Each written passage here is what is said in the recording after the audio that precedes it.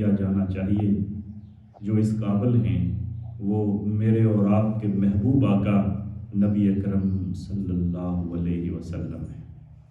وہ رحمت للعالمین ہیں، وہ شفیع اعظم ہیں،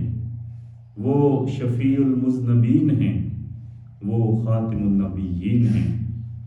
وہ سید ولد آدم ہیں، وہ وجہ تخلیق کائنات ہیں، وہ رسول معظم ہیں، وہ سرور کائنات ہیں، وہ رہبر کائنات ہیں، وہ جان کائنات ہیں۔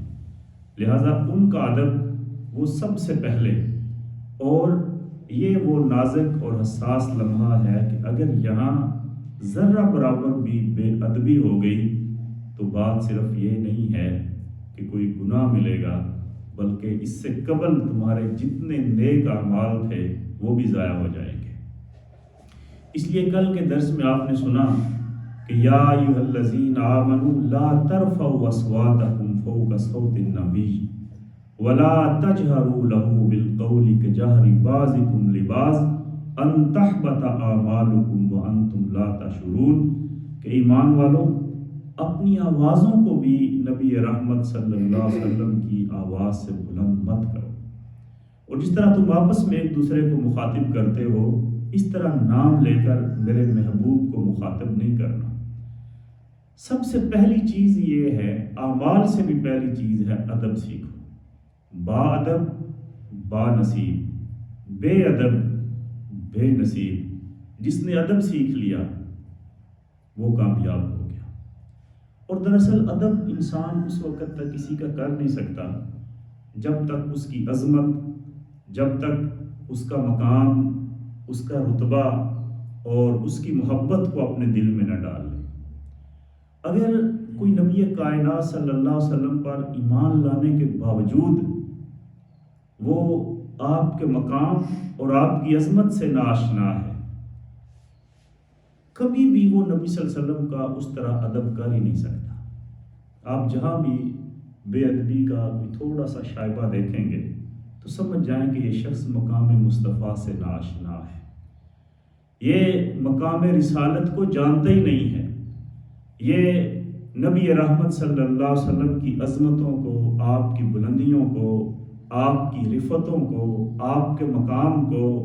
پہچان ہی نہیں سکا اور جان ہی نہیں سکا۔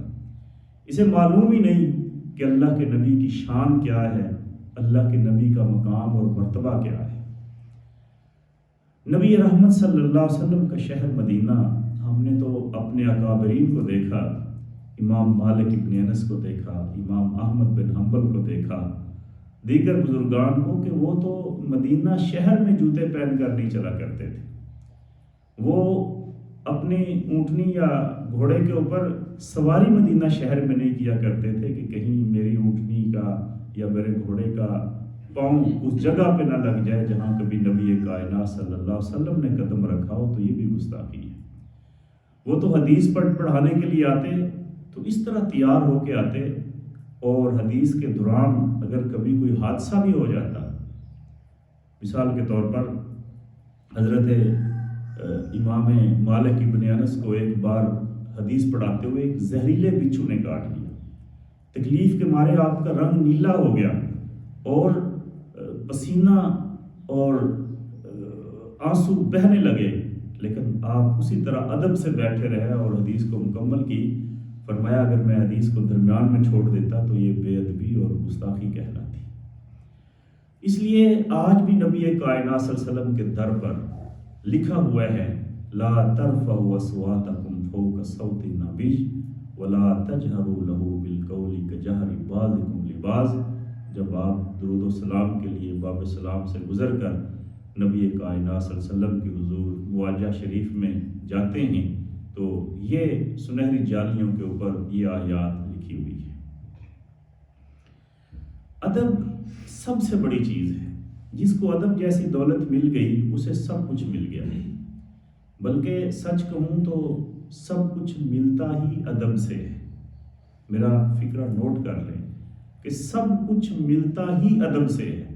اگر ادب نہیں ہے تو آپ بے شک جتنا مرضی ہے کوئی تعلق بھی اپنے بناتے رہیں، جتنی مرضی ہے محنت بھی کرتے رہیں، علم بھی حاصل کرتے رہیں،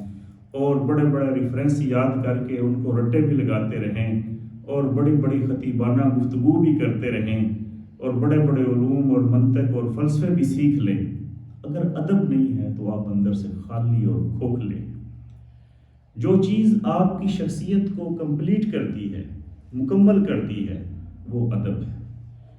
اور ہمارے آقا و مولا نبی کائنات صلی اللہ علیہ وسلم ہمیں ادب ہی تو سکھانے آئے ہیں۔ علمنی ربی فاحسن تعلیمی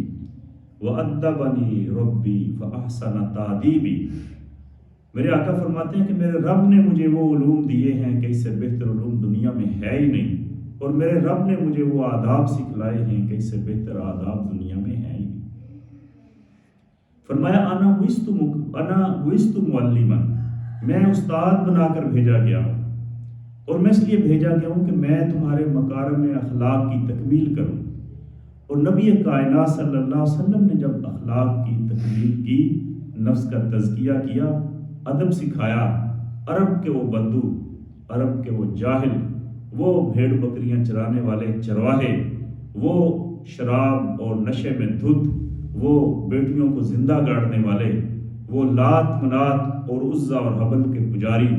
وہ آپس میں جھگڑے کرنے والے اور نسلوں تک ایک دوسرے کے خون کے دشمن، ایک دوسرے کی گردنیں کاٹنے والے،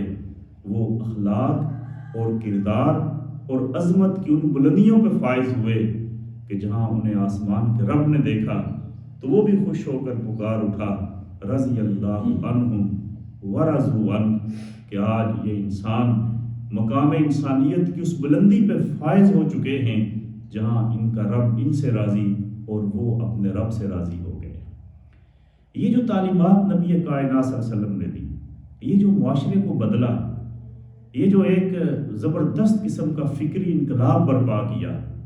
آج ہم دیکھتے ہیں کہ 1450 سال گزرنے کے بعد آج کم سے کم ہمیں اپنے پاکستانی معاشرے کے اندر یہ انقلاب بہت ہی کم دکھائی دے رہا ہے۔ نسبت یقیناً ہے اور محبت بھی ہے، ذکر بھی ہے، لیکن ادب ختم ہو گیا، اور ادب ختم ہونے کا نتیجہ یہ ہوا کہ پھر ہم نے نبی کائنات صلی اللہ علیہ وسلم کی بات کو اہمیت ہی نہیں دی، ہم نے آپ کی تعلیم کو اہمیت ہی نہیں دی۔ ادب جو نہیں تھا، ہم نے کہا ٹھیک ہے، جو حدیث ہے وہ ہوتی رہے، سنت ہے تو ہوتی رہے، میں کوئی ضروری ہے کہ سنت پر عمل کروں؟ حدیث ہے، آپ کا حکم ہے تو ہو، لیکن کوئی ضروری ہے کہ میں بھی آپ کا حکم مانوں؟ آپ نے اس چیز سے روکا ہے، ٹھیک ہے روکا ہوگا، کوئی ضروری ہے کہ میں بھی اس سے رک جاؤں؟ آپ نے ہمیں یہ راستہ دکھایا ہے، یہ راستہ ٹھیک ہے، لیکن کوئی ضروری ہے کہ میں بھی اس راستے پہ چلوں؟ یہ چیز اگرچہ ہم بول کر اپنی زبان سے نہیں کہتے، لیکن حقیقت یہ ہے کہ ہمارا عمل اس بات کی گواہی دے رہا ہوتا ہے کہ ہم نبی کائنات صلی اللہ علیہ وسلم کے احکام کو، آپ کی سنتوں کو، آپ کے فیصلوں کو، اور جس چیز سے آپ نے منع کیا اس کو ہم پس پشت ڈال دیتے ہیں اور اس کو اہمیت نہیں دیتے۔ وجہ تو ایک ہی ہو سکتی ہے نا، وہ ادب نہیں ہے، وہ محبت نہیں ہے، وہ پیار نہیں ہے، خالی جھوٹے دعوے ہیں۔ اگر محبت ہوتی تو ہم نبی کائنات صلی اللہ علیہ وسلم کے رنگ میں رنگے ہوتے، ہمارے دل کو نین کے تاجدار کی محبت سے معمور ہوتے، اور ہمارے اعمال سے اخلاق حسنہ کی خوشبو آ رہی ہوتی، اور ہمارے دل سرور دو عالم صلی اللہ علیہ وسلم کی محبت سے لبریز ہوتے۔ آپ کا حکم آ جاتا، ہم ساری کائنات کو داؤ پہ لگا لیتے، لیکن آپ کے حکم سے سرتابی نہ کرتے۔ آپ جس چیز سے منع کر دیتے، ہم اپنا کروڑوں کا نقصان کر دیتے، لیکن جس سے میرے آقا نے منع کیا اس کے قریب نہ جاتے۔ لیکن افسوس، ہم نے نہ اللہ کو سمجھا نہ اللہ کے رسول کے مقام کو سمجھا۔ سورہ حجرات ہمیں یہی ادب سکھا رہی ہے کہ پہلے اپنے آقا کی شان کو، آپ کی عظمت کو، آپ کے مقام کو پہچان جاؤ، اور جس طرح عام لوگوں کے ساتھ تم کرتے ہو۔ آپ نے کسی خطیب کی تقریر سنی، کسی لیڈر کی تقریر سنی، اس نے تقریر کی، آپ نے بھی کہا واہ واہ واہ، تقریر سن کے ایک کان سے نکالی، دوسرے کان سے، ایک سے سنی دوسرے سے نکالی کہ اس پر عمل کرنا کیا ضروری ہے۔ جس طرح لیڈروں کی تقریروں پر عمل کرنا ضروری نہیں ہے، جس طرح سیاست دانوں کی تقریروں پر عمل کرنا ضروری نہیں ہے، جس طرح بڑے بڑے مقررین کی گفتگو تو ہم سن لیتے ہیں لیکن عمل کرنا ضروری نہیں ہے، نعوذ باللہ استغفر اللہ، ہم نے نبی کائنات صلی اللہ علیہ وسلم کے بارے میں بھی یہی سمجھ لیا ہے کہ ان پر عمل کرنا کون سا ضروری ہے۔ پھر ہمارے دل تاریک ہو گئے، پھر ہمارے دل سیاہ ہوتے چلے گئے، پھر بد اعمالیاں آ گئیں، اور پھر جو چند زہری اعمال تھے بھی، ان میں اثر ختم ہو گیا، آج ہماری نمازوں میں خشیت نہیں ہے، آج ہمارے روزے میں تقوی نہیں ہے،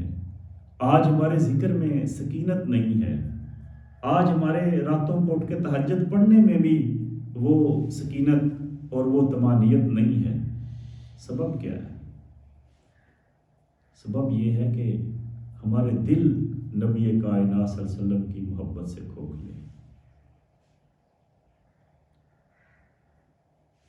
تیرا شوق اگر نہ ہو میری نماز کا ایمان، آج نبی کائنات صلی اللہ علیہ وسلم کی محبت وہ ہماری نمازوں میں ہے نہیں، پھر ایسی نمازوں میں وہ چیز کہاں سے آئے؟ اس لیے سب سے پہلی چیز ہے کہ ادب سیکھیں اور نبی صلی اللہ علیہ وسلم کا مقام سیکھیں۔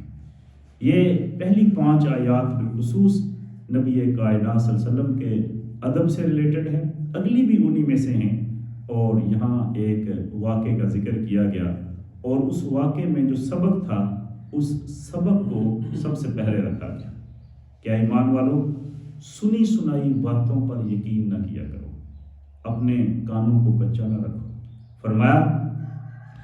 اعوذ باللہ من الشیطان الرجیم، بسم اللہ الرحمن الرحیم، یا ایہا الذین آمنوا ان جاءکم فاسق بنبأ فتبینوا ان تصیبوا قوما بجہالۃ فتصبحوا علی ما فعلتم نادمین واعلموا ان فیکم رسول اللہ لو یطیعکم فی کثیر من الامر لعنتم ولكن الله حبب إليكم الإيمان وزينه في قلوبكم وكره إليكم الكفر والفسوق والعصيان أولئك هم الراشدون فضلا من الله ونعمة واللہ علیم حکیم۔ اے ایمان والو، یا ایھا الذین آمنوا ان جاءکم فاسق بنبأ، اگر کوئی فاسق شخص، کوئی غیر ذمہ دار شخص تمہارے پاس کوئی خبر لے کر آئے، فتبینوا، تو سب سے پہلے اس کی خوب تحقیق کر لیا کرو، کہیں ایسا نہ ہو ان تصیبوا قوما بجہالۃ، کہ تم کسی قوم کو لا علمی میں ناحق تکلیف پہنچا بیٹھو، فتصبحوا علی ما فعلتم نادمین، اور بعد میں اپنے کیے پر پچھتاتے پھرو۔ اب یہاں بھی نبی صلی اللہ علیہ وسلم کی محفل کے آداب بیان ہو رہے ہیں کہ وَاعْلَمُوا أَنَّ فِيكُمْ رَسُولُ اللَّهِ، خوب اچھی طرح جان لو کہ اللہ کے رسول تمہارے درمیان موجود ہیں۔ یعنی واقعہ یہ ہے، اس کا شان نزول یہ ہے کہ نبی اکرم صلی اللہ علیہ وسلم کی محفل ہے، صحابہ بیٹھے ہوئے ہیں، اور نبی کائنات صلی اللہ علیہ وسلم ایک شخص جن کا نام ولید بن عقبہ بن ابی معیط تھا، انہیں ایک ڈیوٹی لگاتے ہیں، انہیں ایک فرض سونپتے ہیں کہ قبیلہ بنو مسلک کی طرف جاؤ اور اس قبیلہ کے سردار ان سے مال جو زکوٰۃ کا مال ہے وہ لے کر آؤ۔ اب یہ ایک ڈیوٹی لگ گئی کہ قبیلہ بنی مسلک کی طرف جاؤ اور وہاں کے جو سردار ہیں ان سے یہ مال زکوٰۃ کا لے کر آ جاؤ۔ اب یہ نبی صلی اللہ علیہ وسلم کے سامنے انکار تو نہ کر سکے، لیکن وہاں سے اٹھے اور اس قبیلے میں گئے بغیر، اور حارث بن زرار اس قبیلے کے سردار تھے، ان سے ملے بغیر واپس آ گئے اور آ کر نبی صلی اللہ علیہ وسلم سے عرض کی، یا رسول اللہ، انہوں نے زکوٰۃ دینے سے انکار کر دیا۔ نہ صرف انکار کر دیا بلکہ وہ تو الٹا میری جان کے پیچھے پڑ گئے، قریب تھا کہ مجھے قتل ہی کر دیتے۔ اب یہ بات نبی کائنات صلی اللہ علیہ وسلم کی محفل میں جب کہی گئی تو وہاں جو بیٹھے ہوئے صحابہ تھے وہ غصے میں آ گئے، جوش میں آ گئے، کیونکہ چند دن پہلے قبیلہ بنی مسلک کے ساتھ ایک غزوہ ہوا تھا جسے غزوہ بنی مسلک کہتے ہیں، اس میں انہوں نے شکست کھائی، پھر وہ سارے کے سارے انہوں نے ایمان قبول کیا، ایمان لائے، اور اس کے بعد انہوں نے وعدہ کیا نماز کا، روزے کا، حج کا، زکوٰۃ کا، اور پھر زکوٰۃ کا جب وقت آیا تو آج جب زکوٰۃ دینے سے انکار کیا تو یہ یقیناً یہ غصہ کرنے والی بات تھی۔ اب یہاں صحابہ کی آوازیں کچھ اونچی ہو گئی اور وہ شدید غصے میں آ گئے کہ یہ ہوتے کون ہیں، ان کو اتنی جرأت کیسے ہوئی کہ انہوں نے نبی صلی اللہ علیہ وسلم کے قاصد کو مارنے کی کوشش کی اور زکوٰۃ دینے سے انکار کر دیا۔ تھوڑے سے صحابہ مشتعل ہوئے۔ اب ان کا اس محفل میں مشتعل ہونا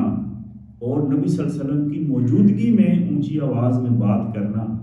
اور نبی صلی اللہ علیہ وسلم کی موجودگی میں غصے کا اظہار کرنا، یہ بے ادبی کے خلاف تھا۔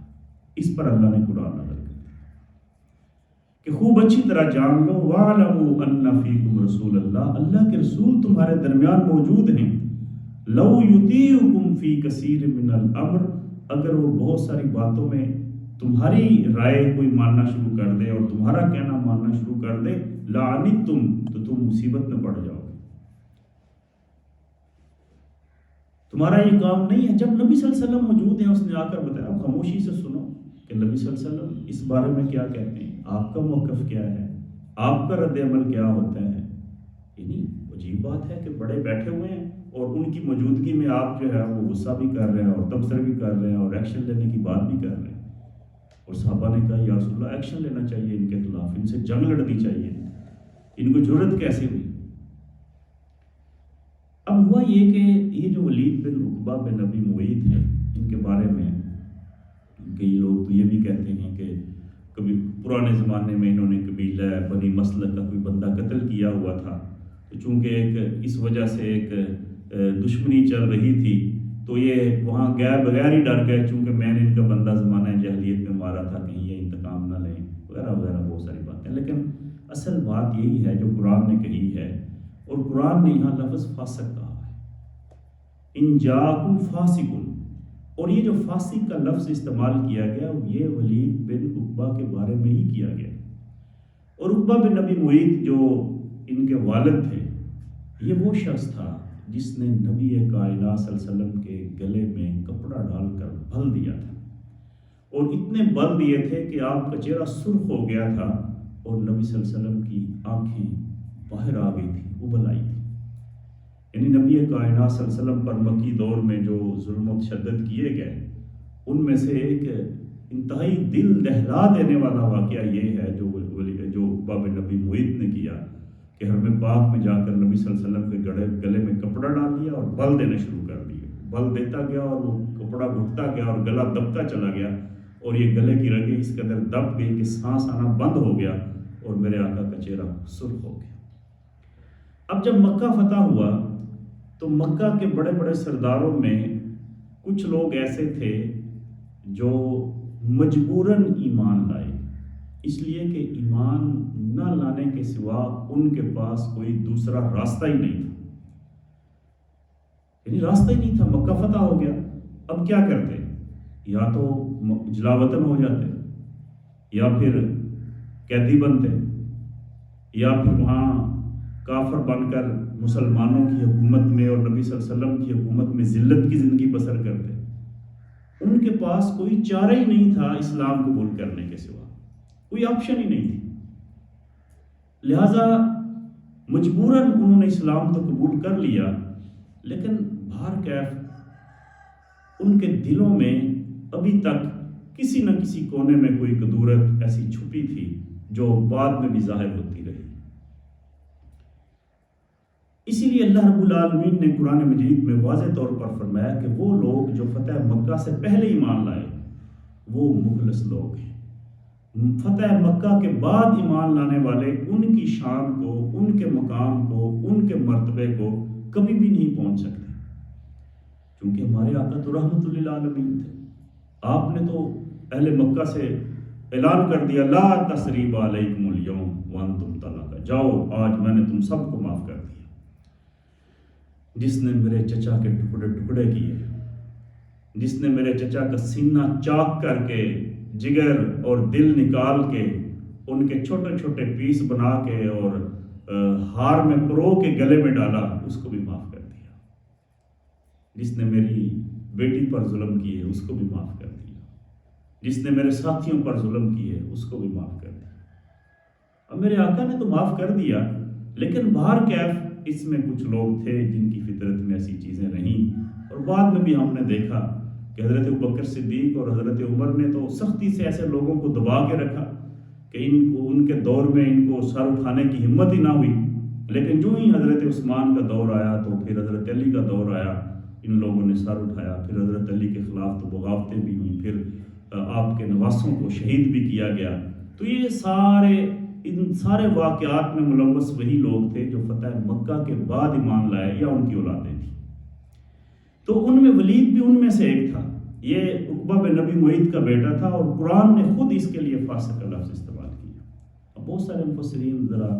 تھوڑا سا ادب کا خیال رکھتے ہیں کہ چلیں جو بھی تھے صحابی تو تھے، تو ان کی بریت کے لیے مختلف واقعات بھی بیان کرتے ہیں۔ تاہم انسانی معاشرہ ہے، چاہے وہ دور نبوی ہی کیوں نہ ہو، سارے انسان ایک جیسے نہیں ہو سکتے ہیں۔ ہر معاشرے میں اچھے برے، مخلص اور کم مخلص، موقع پرست، ہر طرح کے لوگ باہر ہر معاشرے کے اندر موجود ہوتے ہیں۔ تو یہاں بھی ایک عجب بات ہے کہ نبی صلی اللہ علیہ وسلم ولید بن عقبہ سے کہہ رہے ہیں کہ میں تمہاری ڈیوٹی لگاتا ہوں کہ حارث بن زرار کے پاس جاؤ قبیلہ بنی مسلک میں، اور ان سے یہ مال لے کر آؤ۔ اور وہ گئے بغیر آ کر اتنا بڑا جھوٹ گڑتے ہیں کہ انہوں نے تو مجھے مارنے کی کوشش کی اور انہوں نے مجھے دیے ہی نہیں۔ اب یہاں بہت ساری چیزیں ہیں جو قرآن کھول رہا ہے، بہت ساری چیزیں۔ اس میں سب سے پہلی چیز تو یہ ہے کہ جب بھی کبھی اس طرح کے شخص کے ذمہ تم کام لگاؤ تو پھر اس کی باتوں کو منوان ان کا یقین نہ کیا کرو۔ اور اللہ کے نبی کو علم تھا، شاید اللہ تعالیٰ ایسے لوگوں کو ایکسپوز بھی کرنا چاہتا تھا۔ یہی وجہ ہے کہ صحابہ تو غصے میں آئے اور جلال میں آئے اور بنی مسلک سے لڑنے کی بات بھی کی، لیکن نبی صلی اللہ علیہ وسلم کے چہرے پر اطمینان اور پورا ٹھہراؤ تھا۔ آپ بالکل بھی متاثر نہیں ہوئے اس کی بات سن کر، اور اللہ نے بھی حکم دیا کہ ان جاءکم فاسق بنبأ، جب بھی کوئی فاسق قسم کا شخص اس طرح کی خبر لائے فتبینوا، تو پہلے تصدیق کر لیا کرو۔ نبی صلی اللہ علیہ وسلم نے تصدیق کا راستہ اختیار کیا۔ اس میں دو روایات آتی ہیں، ایک تو یہ کہ خالد ابن ولید کو بھیجا کہ جاؤ ذرا معلوم کر کے آؤ کہ حالات کیا ہیں، لیکن حملہ نہیں کرنا، پہلے جا کر پوری طرح خبر لینی ہے۔ خالد گیا، انہوں نے اپنا بندہ بھیجا، وہاں اذانیں بھی ہو رہی تھیں، وہاں باجماعت نمازیں بھی ہو رہی تھیں، زکوٰۃ کا مال بھی اکٹھا کیا ہوا تھا۔ اور ایک روایت میں آتا ہے کہ حارث بن زرار خود وہ مال زکوٰۃ لے کر نبی صلی اللہ علیہ وسلم کے دربار میں حاضر ہو گئے۔ اور حارث بن زرار کون ہیں؟ یہ ام المومنین حضرت جویریہ کے والد ہیں، یعنی نبی صلی اللہ علیہ وسلم نے بعد میں ان کی بیٹی سے نکاح فرمایا حضرت جویریہ سے۔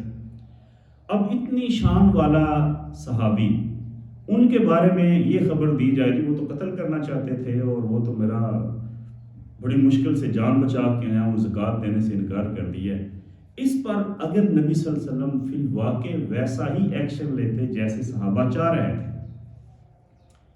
صحابہ کا ایک لشکر بھیجتے، جنگ ہوتی، لڑائی ہوتی، ادھر سے صحابہ شہید ہوتے، ادھر سے قبیلہ بنو مسلک کے لوگ شہید ہوتے، بعد میں پتہ چلتا وہ جی ایسا تو مسئلہ ہی کوئی نہیں تھا، تو کتنا نقصان ہو چکا ہوتا۔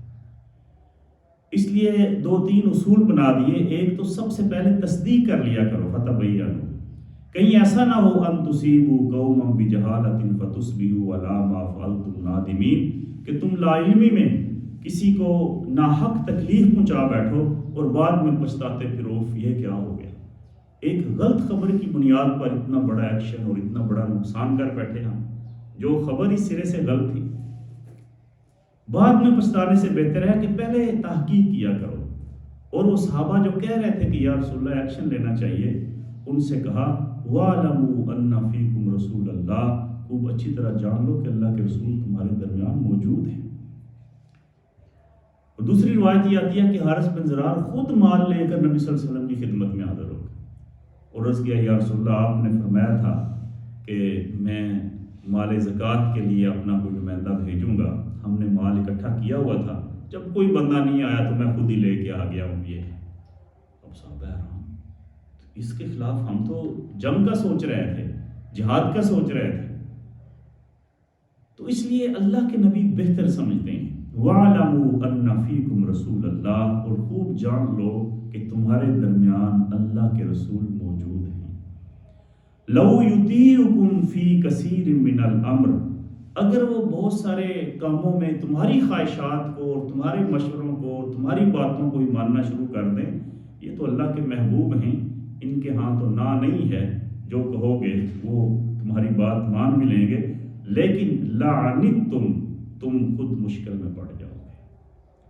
لہذا تمہارا یہ کام نہیں ہے کہ تم نبی صلی اللہ علیہ وسلم کو اپنے مشوروں پر چلاؤ اور ان پر اپنی رائے مسلط کرو، یا ان کی موجودگی میں اس طرح بولو اور ان کو مجبور کرو کہ یہ ہونا چاہیے. جب وہ بیٹھے تو خاموش رہو اور انتظار کرو کہ خود نبی صلی اللہ علیہ وسلم کا رد عمل کیا آتا ہے، نبی کائنات صلی اللہ علیہ وسلم اس بارے میں کیا فیصلہ کرتے ہیں، نبی صلی اللہ علیہ وسلم کیا دیکھتے ہیں. اس چیز کا انتظار کرو. اور اللہ رب العالمین نے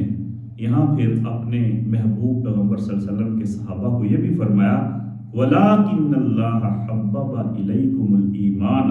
کہ اللہ نے تمہیں ایمان کی محبت عطا فرمائی ہے. وَزَيَّنَهُ فِي قُلُوبِكُمْ، اور اس محبت سے تمہارے دلوں کو مزین کر دیا ہے. وَكَرَّهَ إِلَيْكُمُ الْكُفْرَ وَالْفُسُوقَ وَالْعِصْيَانَ، اور 3 چیزیں ایسی ہیں جن سے تمہیں متنفر کر دیا ہے. ان میں کفر، نافرمانی اور گناہ. یہ وہ 3 کام ہے جن سے تمہیں متنفر کر دیا ہے. اگر ان سے نفرت کرو گے، کفر سے، فسق سے، عصیان سے، اور اپنے دلوں کو ایمان سے اور محبت سے مزین کرو گے، اولئک هم الراشدون، فرمایا کہ ایسے ہی لوگ دین کی راہ پر ثابت اور گامزن ہیں. فضلا من اللہ ونعمہ، اور فرمایا کہ یہ اللہ کا فضل اور اس کی نعمت ہے. واللہ علیم حکیم، یقیناً اللہ رب العالمین وہ خوب جاننے والا اور بڑی حکمت والا ہے. اب یہاں پر جو چیزیں ہمارے سامنے آتی ہیں، سب سے پہلے تو یہ کہ کوئی بھی معاملہ ہو تو اپنے کانوں کو کچا نہ رکھو.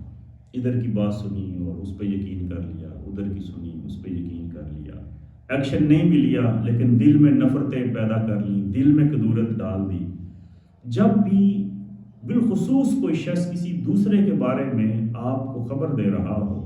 کہ اس نے آپ کے بارے میں یہ کہا ہے، وہ آپ کے بارے میں ایسا سوچتا ہے، تو ہرگز اس شخص کی بات پر یقین نہ کرو جب تک تم خود تصدیق نہیں کر لیتے. یہ جو سنی سنائی باتیں ہیں یہ آگ لگاتی ہیں، یہ تعلقات کو خراب کرتی ہیں، یہ معاشرے کے لیے تباہی اور بربادی کا سبب بنتی ہیں. ایک بات ادھر سے سنی، ادھر سے سنی، کسی نے مبالغہ کی. کبھی ایسا بھی ہوتا ہے کہ بات ایک ہی ہوتا ہے اور ایک ہی ہوتی ہے، لیکن اس بات کے کرنے کا لہجہ، ٹون وہ بالکل الگ ہوتی ہے. آپ اس کو کسی اور لہجے میں بتا رہے ہیں، اس نے کسی اور لہجے میں بات کی ہے، وہ کسی اور طریقے سے بات کر رہا تھا. اور ہمارے ہاں تو معاشرے میں میں سمجھتا ہوں کہ جتنی لڑائیاں ہیں، جتنے جھگڑے ہیں، گھریلو جھگڑے، ساس اور بہو کے جھگڑے، بھابھی اور نند کے جھگڑے، اور بزنس اور کاروبار کرنے والوں کے درمیان جو معاملات ہیں، ان میں ایک بڑی وجہ یہ ہے کہ ایک تیسرا فرد آتا ہے اور وہ آپ کے کان میں یہ پھونک دیتا ہے کہ فلاں آپ کے بارے میں بڑی نیگیٹو باتیں کر رہا تھا. مثال کے طور پر محلے کی ایک عورت آئی اور وہ ساس کو کہتی ہے کہ آپ کی بہو آپ کے بارے میں ایسا سوچ رہی تھی اور اس نے ایسا کہہ رہی ہے۔ اب ساس نے یہ نہیں سوچنا کہ واقعی اس نے کہا ہے یا نہیں کہا، اس نے فوراً ذہن بنا لینا مجھے پہلے ہی پتا تھا وہ ہے ہی ایسی۔ گویا کہ اس کی سوچ پر جو ہے وہ ایک اور تالا لگ گیا اور اس نے اب بہو کے خلاف سازشیں اور ایکشن لینا شروع کر دی، اور یہی بات بہو کو جا کے بتائی کہ تمہاری ساس تمہارے بارے میں یہ کہہ رہی تھی، وہ تم بڑی غلط ہو، فلاں ہو فلاں ہو۔ اس نے بھی یہی کہنا ہے، ہاں میں جانتی ہوں وہ ایسے ہی سوچتی ہے میرے بارے میں۔ اب اس نفرت کو فروغ دے دیا، ایک آگ لگا دی، ادھر کی خبر ادھر، ادھر کی خبر ادھر۔ اس بارے میں اسلام نے ہمیں یہ مسلمہ اصول دے دیا کہ نہیں، کبھی سنی سنائی بات پر یقین کرنے نہیں ہے۔ اور نبی اکرم صلی اللہ علیہ وسلم نے ارشاد فرمایا کہ کسی شخص کے جھوٹا ہونے کے لیے اتنا ہی کافی ہے کہ وہ سنی سنائی باتوں کو پھیلاتا رہتا ہے، بغیر تصدیق کے پھیلاتا رہتا ہے، ادھر سے سنی ادھر اعلان کرنا شروع کر دیا، اور پھر بات کا بتنگڑ بننا شروع ہو جاتا ہے۔ شروع میں بات چھوٹی ہوتی ہے، جب دوسرا کرتا ہے تو وہ اس میں تھوڑا سا مرچ مسالہ لگا کے اس کو بڑھا لیتا ہے، پھر تیسرا جب آگے بتاتا ہے تو اس میں تھوڑی سی چیزیں اپنے پاس سے اور ایڈ کر لیتا ہے، اور چلتے چلتے جب یہ 8-10 لوگوں تک پہنچتی ہے تو بالکل بات کا حلیہ ہی بگڑ چکا ہوتا ہے، اور ہر چیز جو ہے وہ غلط ملط ہو گئی ہوتی ہے۔ اس لیے اللہ رب العالمین نے سورہ فرقان میں فرمایا کہ کل قیامت کے دن جو ہے وہ تمہاری آنکھوں سے، تمہارے کانوں سے سوال کیا جائے گا کہ کبھی بھی سنی سنائی باتیں جو ہیں وہ آگے نہ پھیلاؤ۔ اور آج کل تو ماشاءاللہ سوشل میڈیا کا دور ہے، کوئی بھی کسی کے بارے میں الزام لگتا ہے، خاص طور پر اب ہمارے مختلف طبقات کے ساتھ تعلقات ہیں، مذہبی طور پر، مسلکی طور پر، سیاسی طور پر، اور قومی حساب سے، صوبائی حیثیت سے، اپنی زبانوں کی لینگویج بولنے کی حیثیت سے۔ اس میں ایک پوسٹ کسی دوسرے کے خلاف آئی ہے نا جن کے بارے میں تھوڑا سا، تو بس میں نے اس پر تحقیق نہیں کرنی، فوراً اس کو وائرل کرنا اور نشر کرنا شروع کر دینا، انہوں نے ادھر شروع کر دینا۔ نتیجہ تن سوشل میڈیا پر بدتمیزی کی انتہا ہو گئی، یعنی اختلاف رائے یا سیاسی اختلاف یا کچھ مذہبی اختلاف اپنی جگہ، لیکن بد تہذیبی، ایک دوسرے کو گالیاں دینا، ایک دوسرے پر الزامات اور ایک دوسرے کے اوپر انتہائی گندا کیچڑ پھینکنا، میں حیران ہوں یہ کہاں سے سیکھے؟ نبی صلی اللہ علیہ وسلم کی تعلیمات تو یہ نہیں ہے، قرآن نے تو ہماری ایسی تربیت نہیں کی ہے، قرآن نے تو ہمیں ایسی تعلیم نہیں دی ہے جو کچھ ہم کرنے جا رہے ہیں اور جو کچھ کر رہے ہیں۔ سنی سنائی چیزوں کو بغیر تصدیق کے، بغیر تحقیق کے، اور بڑے بڑے معزز شخصیات ان کی گفتگو میں ان کا سیاق بھی کاٹ لیا جاتا ہے، سباق بھی کاٹ لیا جاتا ہے، یعنی گفتگو کا آغاز بھی اور بعد میں جو گفتگو ہے اس میں سے ایک فکرہ جو لے لیا جاتا ہے بس اس کو وائرل کر دیا جاتا ہے، اور لوگ وہ جی بالکل اب خود سن رہے ہیں اس کو آگے پھیلاتے چلے جاتے ہیں۔ قرآن ہمیں منع کر رہے ہیں اور سختی سے منع کر رہا ہے اور حکم دے رہے ہیں کہ اپنے کانوں کو کچا نہیں رکھنا، سنی سنائی باتوں پر یقین نہیں کرنا۔ اگر سنی سنائی باتوں پر یقین کرنا چھوڑ دو گے اور ہر ایکشن سے پہلے تصدیق کر لیا کرو گے تو تمہارے بہت سارے معاملات خود بخود حل ہونا شروع ہو جائیں گے، بہت ساری غلط فہمیاں چھٹنا شروع ہو جائیں گی۔ لیکن اگر یہی وتیرہ رکھو گے، ادھر سے سنی اس پہ ایکشن لیا، ادھر سے سنی اس کو آگے پھیلایا، اس سے پھر تو معاشرے کے اندر ایک نا اتفاقی اور انتشار پھیلتا ہی چلا جائے گا، اور تمہارا آپس کا جو اتحاد ہے، جو باہمی محبت ہے، وہ ساری کی ساری ختم ہو جائے گی۔ ایک دوسرے کے بارے میں غلط سوچنا، غلط رائے بننا عام ہوتا چلا جائے گا۔ اس لیے اللہ کے رسول صلی اللہ علیہ وسلم نے ہماری یہ تربیت کی ہے، اور قرآن میں حکم دے رہا ہے کہ بالکل سنی سنائی باتوں پر یقین نہیں کرنا، پہلے تصدیق کرنی ہے، اور کسی کے بارے میں بھی کوئی کمنٹس کرنے سے پہلے، رائے دینے سے پہلے، کوئی ایکشن لینے سے پہلے خوب اچھی طرح سوچ لیں کہ اصل معاملہ کیا ہے۔ اور پھر یہ جو بات فرمائی نا وَاعْلَمُوا أَنَّ فِيكُمْ رَسُولَ اللَّهِ، خوب اچھی طرح جان لو کہ تمہارے درمیان اللہ کے رسول موجود ہیں۔ یہ اتنی بڑی بات ہے، اتنی بڑی بات ہے بس یہ ایک فکرہ ہماری زندگیوں میں تبدیلی لانے کے لیے کافی ہے۔ اگر فی الواقع ہمیں نبی کائنات صلی اللہ علیہ وسلم کا ادب ملوز خاطر ہے، اگر واقعی ہم نبی کائنات صلی اللہ علیہ وسلم سے سچی محبت کرتے ہیں، اگر فی الواقع ہمارے دلوں میں کونین کے تاجدار کی عقیدت موجود ہے، تو پھر ہمیں یہ خیال رکھنا چاہیے، وَعَلَمُوا جان لینا چاہیے، أَنَّ فِيكُمْ رسول اللہ، کہ اللہ کے رسول ہمارے درمیان موجود ہیں۔ اور جب اللہ کے رسول موجود ہوں تو گناہ کرو گے، اللہ کے رسول موجود ہوں تو زیادتی کرو گے، اللہ کے رسول موجود ہوں تو ظلم کرو گے، اللہ کے رسول موجود ہوں تو بد نظری کرو گے، اللہ کے رسول موجود ہوں تو فسق کرو گے، اللہ کے رسول موجود ہوں تو نمازیں چھوڑ دو گے، اللہ کے رسول موجود ہوں تو روزہ چھوڑ دو گے، اللہ کے رسول موجود ہوں تو قرآن چھوڑ دو گے، اللہ کے رسول موجود ہوں تو جھوٹ بولو گے، اللہ کے رسول موجود ہوں تو بد دیانتی کرو گے، اللہ کے رسول موجود ہوں تو خیانت کرو گے، اللہ کے رسول موجود ہوں تو یہ گناہ کے اور عصیان کے اور فسوق کے، یہ کفر کے سارے کام کرتے چلے جاؤ گے۔ نہیں، دیکھیں، ایک ہے علم الاحسان جو انسان کو بلندیوں تک لے جاتا ہے۔ احسان وہ کیا ہے؟ وہ یہ کہ تم اپنی بندگی اور عبادات اور معاملات ایسے کرو کہ تم اپنے رب کو دیکھ رہے ہو، اور اگر یہ یقین نہ بن پائے تو یہ یقین رکھنا کہ تمہارا رب تمہیں دیکھ رہا۔ دوسری چیز یہ ہے کہ اللہ کے رسول صلی اللہ علیہ وسلم کا امتی ہونے کی حیثیت سے ہمیشہ خیال رکھو کہ میں یہ جو کام کر رہا ہوں، کیا اس سے اللہ کے رسول کو خوشی ہوگی یا ناراض ہوں گے؟ میرے اس کام سے اللہ کے رسول صلی اللہ علیہ وسلم کیا محسوس کریں گے؟ آپ کو میرا یہ کام دیکھ کر کیا لگے گا؟ کیا وہ میرے اس کام سے خوش ہوں گے؟ میرا یہ کام اچھا لگے گا یا میری اس حرکت سے انہیں تکلیف ہوگی؟ نبی کائنات صلی اللہ علیہ وسلم کے ساتھ اگر محبت ہو جائے تو انسان کبھی وہ کام نہیں کرتا۔ جو حلال کی اولاد ہوتی ہے نا، جو اپنے ماں باپ کا ادب کرتی ہے، وہ دنیا کے کسی کونے پہنچ جائے نا، وہ کہتی ہے میں کوئی ایسی حرکت نہیں کروں گا جس سے میرے ماں باپ کا نام بدنام ہو، میں فلاں کا بیٹا ہوں، یہ بات مجھے زیب نہیں دیتی ہے، میری ماں نے میری تربیت اس طرح سے کی ہے، میں کوئی ایسی حرکت نہیں کروں گا کہ جس سے پتہ چلے کہ میری کسی نے تربیت نہیں کی ہے۔ تو ایک امتی ہونے کی حیثیت سے بھی اپنے تمام معاملات میں ہمیں یہ سوچنا چاہیے کہ ہم جس نبی کا کلمہ پڑھتے ہیں اور جس نبی کی محبت کا دعویٰ کرتے ہیں، انہوں نے ہمیں اس کام سے منع کیا ہے، یہ کام کرنے کے بعد میں نبی کائنات صلی اللہ علیہ وسلم کو کیا منہ دکھاؤں گا؟ یقین کریں یہ وہ چیز ہے جو انسان کی سوچ اور فکر کے زاویوں کو بدل دے۔ اور علامہ اقبال نے کیا خوبصورت بات کہی تھی، وہ اللہ رب العالمین سے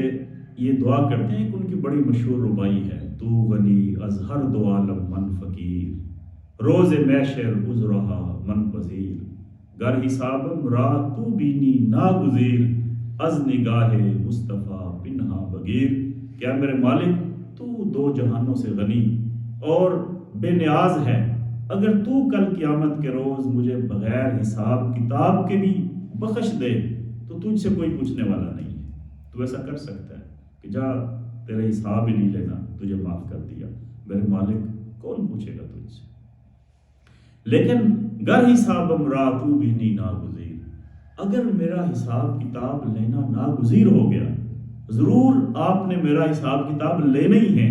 تو اے میرے رب ایک چھوٹی سی پھر التجا ہے، پھر ایک درخواست ہے، از نگاہ مصطفیٰ پنہا بگیر، کہ پھر میرے اعمال نامے کو میرے آقا و مولا نبی رحمت صلی اللہ علیہ وسلم کے سامنے نہ کھولنا، ان کے سامنے نہ کھولنا۔ میں تو شرم سے پانی پانی ہو جاؤں گا، مر جاؤں گا اپنے نبی کا سامنا کرتے ہوئے کہ نبی صلی اللہ علیہ وسلم ہمیں کیا تعلیمات دے کر گئے، انہوں نے ہماری کیا تربیت کی، اور ہم کیسے امتی تھے کہ جن چیزوں سے انہوں نے روکا ہم وہی کرتے چلے گئے، جن چیزوں کا حکم دیا ہم نے وہ کیے ہی نہیں ہے۔ میرے اعمال نامے کو میرے نبی صلی اللہ علیہ وسلم کے سامنے مت کھولو۔ وَاعْلَمُوا أَنَّ فِيكُمْ رَسُولَ اللَّهِ، جب یہ کیفیت ہو جائے تو پھر انسان اس کی زندگی بدل جاتی ہے۔ نبی کائنات صلی اللہ علیہ وسلم سے محبت یارو اتنی تو ہونی چاہیے نا کہ نبی صلی اللہ علیہ وسلم نے جس چیز سے منع کیا ہے اسے رک جائے، جس چیز کا حکم دیا ہے اسے کر گزرے۔ خالی محبت کے دعوے اور عمل کرنا نہیں ہے، بات ماننی نہیں ہے، حکم ماننا نہیں ہے، نہیں، ایسی محبت نہیں چاہیے۔ اللہ فرماتے ہیں وَلَٰكِنَّ اللَّهَ حَبَّبَ إِلَيْكُمُ الْإِيمَانَ، اللہ نے تو تمہیں ایمان کی محبت عطا فرمائی ہے، وَزَيَّنَهُ فِي قُلُوبِكُمْ، اور تمہارے دلوں کو آراستہ کر دیا ہے ایمان سے، محبت رسول سے، وَكَرَّهَ إِلَيْكُمُ الْكُفْرَ وَالْفُسُوقَ وَالْعِصْيَانَ، تمہیں گناہ سے، فسق سے، کفر سے، عصیان نافرمانی سے تمہیں متنفر کر دیا ہے۔ یہ ہے ایک بندہ مومن کی حقیقت۔ اور اس کے بعد پھر اللہ رب العالمین فرماتے ہیں وَإِن طَائِفَتَانِ مِنَ الْمُؤْمِنِينَ اقْتَتَلُوا فَأَصْلِحُوا بَيْنَهُمَا فَإِن بَغَتْ إِحْدَاهُمَا عَلَى الْأُخْرَى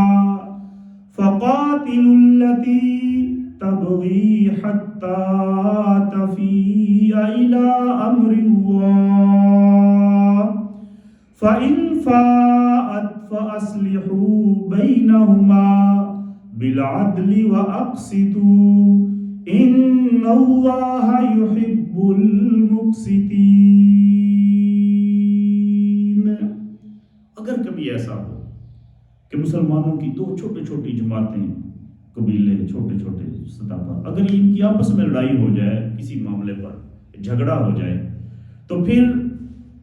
تمہارے اوپر یہ لازم ہے فَأَصْلِحُوا بَيْنَهُمَا کہ تم ان دونوں کے درمیان صلح کراؤ، اور اس صلح کے دوران فَإِن بَغَتْ إِحْدَاهُمَا عَلَى الْأُخْرَى، اگر ایک دوسرے پر زیادتی کر رہا ہو، فَقَاتِلُوا الَّتِي تَبْغِي حَتَّى تَفِيَّ إِلَىٰ أَمْرِ اللَّهِ، تو زیادتی کرنے والے پر پریشر ڈالو، اس سے لڑو یہاں تک کہ وہ اللہ کے فیصلے کی طرف لوٹ آئے۔ فَإِن فَاءَتْ، جب وہ واپس لوٹ آئے، فَأَصْلِحُوا بَيْنَهُمَا بِالْعَدْلِ، تو پھر عدل کے ساتھ ان کے درمیان صلح کراؤ، وَأَقْسِطُوا، اور انصاف کرو۔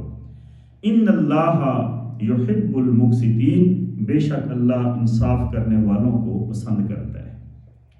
کسی مسلمان کے لیے یہ جائز نہیں ہے کہ وہ دیکھے معاشرے میں کہ دو لوگ آپس میں لڑ رہے ہیں،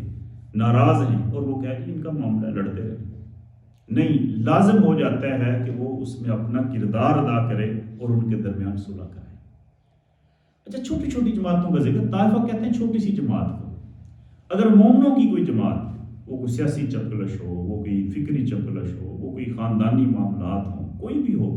جب دو لوگ آپس میں لڑ پڑتے ہیں تو ان میں ایک انا اور ضد پیدا ہو جاتی ہے۔ پھر لازمی ہوتا ہے کہ کوئی تھرڈ پارٹی آئے جو ان کے درمیان انصاف کرے، ان کو آپس میں بٹھائے، ان کی غلط فہمیوں کو دور کرے۔ اور یہ کردار ہم سب کا ہونا چاہیے کہ جب بھی مسلمانوں کے درمیان ہم دیکھیں کہ کوئی لوگ آپس میں ناراض ہیں، جھگڑ رہے ہیں، لڑائی ہو گئی ہے، تو ہم کہیں کہ چھوڑو جی، ان کا اپنا معاملہ ہے، جو مرضی ہے کریں، میرے تو دونوں کے ساتھ تعلقات ٹھیک ہے نا، ان کے ساتھ بھی، ان کے ساتھ بھی، وہ آپس میں لڑے ہوئے تو کیا ہو۔ نہیں، یہ لازم ہو جاتا ہے کہ ان کے درمیان صلح کرائیں، اور یہ اللہ کا حکم ہے، یہ اللہ کا حکم ہے۔ اگر ہم اپنی اس ذمہ داری کو محسوس کر لیں گے کہ جہاں جہاں لوگوں کے درمیان جھگڑا ہے، لڑائیاں ہیں، غلط فہمیاں ہیں، اور ہم نے ان غلط فہمیوں کو دور کرنے ہیں، ان لڑائیوں کو دور کرنے ہیں، محبتوں کو پروان چڑھانا ہے، نفرتوں کو ختم کرنا ہے، اور اس کے دوران کوشش کریں، تو یقین کریں کہ یہ سارے جھگڑے ختم ہو جائیں۔ نہ صرف یہ کہ ہم لوگوں کی لڑائی میں خاموش اور غیر جانبدار رہتے ہیں، بلکہ ہم انجوائے کرتے ہیں ان کے جھگڑے سے، ان کی لڑائی سے، ہم انجوائے کرتے ہیں، خوش ہوتے ہیں، الٹا ٹوئیاں لگاتے ہیں اور پھر تماشا دیکھتے ہیں۔ یہ ہماری تربیت قرآن نے نہیں کی ہے، ہمارے نبی صلی اللہ علیہ وسلم نے ہمیں یہ طریقہ نہیں سکھایا ہے کہ الٹا لڑاؤ لوگوں کو آپس میں۔ ہمارے یہاں آج کل تو میڈیا آ گئی نا، ٹیلی ویژن پہ وہ ایک اینکر بلا لیتا ہے دو پارٹی، اور پھر ان دونوں کو آپس میں وہی لڑاتا ہے۔ اور اکثر یہ ہوا ہے کہ کیمرے کے سامنے دنیا دیکھ رہی ہے، اور وہیں بیٹھے وہ ایک دوسرے پر وہ کرسیاں اٹھانا، ایک دوسرے سے گتھم گتھا ہو جاتے ہیں۔ یہ لیڈر ہیں، کیا کیا تعلیم دے رہے ہیں آپ، کیا سکھا رہے ہیں ہمارے بچوں کو، کس قسم کی تربیت کر رہے ہیں آپ؟ جو جتنا بدتمیز ہے، جو جتنا جھوٹ بولتا ہے، جو جتنی غلط بیانی کرتا ہے، جو جتنا کسی پر الزام لگاتا ہے، اتنا بڑا وہ لیڈر بن جاتا ہے۔ سب سے پہلی چیز اخلاقیات ہے، آداب ہیں۔ اگر کوئی قوم اخلاق اور آداب ہی نہیں سیکھ سکی تو اس نے کیا ترقی کرنی ہے اور اس نے کہاں آگے جانا ہے؟ تو یہ چیزیں جو ہمیں سکھائی جا رہی ہیں، پوری سورہ حجرات آگے مزید آداب سے بھری ہوئی ہے، انشاءاللہ تعالیٰ اس کا ذکر آئے گا۔ لیکن یہ جو چیز ہے جو آج ہم نے پڑھی ہے کہ اپنے کانوں کو کچا نہیں رکھنا، سنی سنائی باتوں پر یقین نہیں کرنا، بغیر تحقیق کے کسی قوم کے خلاف ایکشن نہیں لینا، ہر کام میں یہ سوچنا ہے کہ اگر اللہ کے نبی میری یہ حرکت دیکھ لیں تو ان کو کیسا لگے گا، اور اپنے دلوں کو ایمان سے مزین کرنا ہے، کفر، فسوق اور نافرمانی سے بچنا ہے۔ اور اگر ہم دیکھیں کہ ہمارے ہمسایوں میں، ہمارے رشتہ داروں میں، ہمارے پڑوسیوں میں کچھ لوگ آپس میں ناراض ہیں تو ان کے درمیان صلح کرانے میں اپنا بھرپور کردار ادا کرنا ہے۔ انشاءاللہ تعالیٰ کل کے درس میں اس پر مزید گفتگو ہوگی۔ اللہ رب العالمین سے دعا ہے کہ اللہ رب العالمین سورہ حجرات کے یہ آداب، یہ خوبصورت روشنی، یہ نور، اس سے ہمارے دلوں کو منور فرمائے اور ہمیں ان پر عمل پیرا ہونے کی توفیق عطا فرمائے۔ وآخر دعوانا ان الحمدللہ رب العالمین۔